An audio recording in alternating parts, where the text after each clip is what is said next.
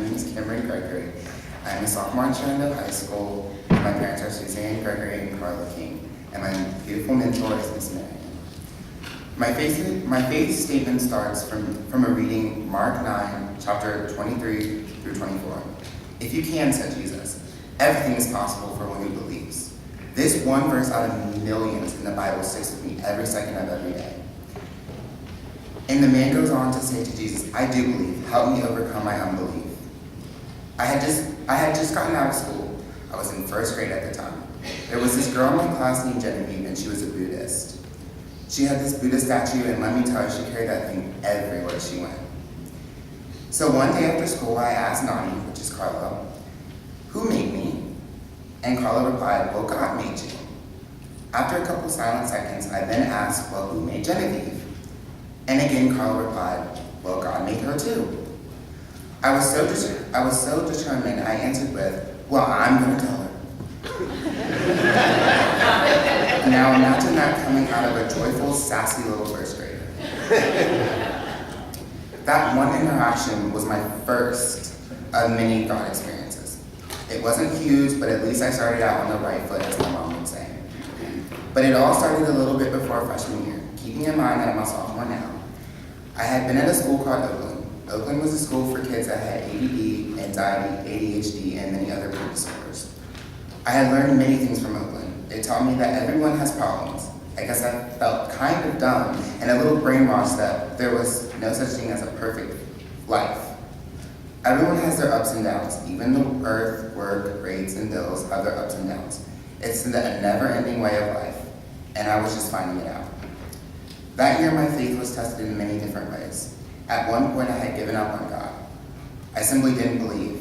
It sounds maybe a little funny that such a young boy should have feelings like this, but it's true.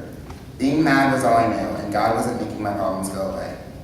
Until one brisk fall day, I was cleaning up the church on the Oakland property. It was during one of my favorite core classes, which is English, and something hit me, nothing physical but mental. The thought that I was trying so hard to be a figure that I wasn't. I had loved my family, God, and myself. For months, I had that feeling all the time, feeling of guilt, feeling of sorrow. How was I supposed to apologize to God? Meanwhile, as this never-ending war was going through my head, I had to try to smile and lie to my parents about how fun and how I believed in God and everything was about me. And I know that you're thinking, well, Cameron, just cut to the chase and tell them already.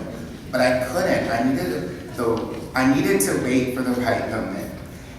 Okay, fast forward a couple months. I'm sitting in church, actually listening to the sermon. I know. I should always be listening to the sermon, but this time it seemed every problem that I had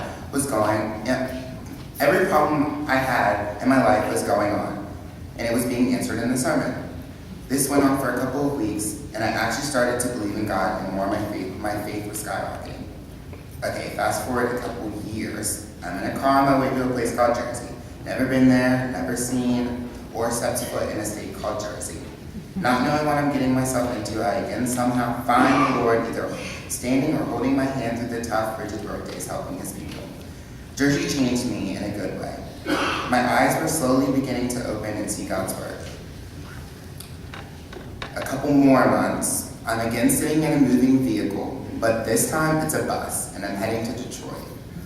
God was making me go all these crazy places I never even imagined I needed help. It was a weird feeling, but strangely enough, I liked it. All these events were adding up in the positive God column. I was meeting new people, getting closer to people at my church, and just having fun.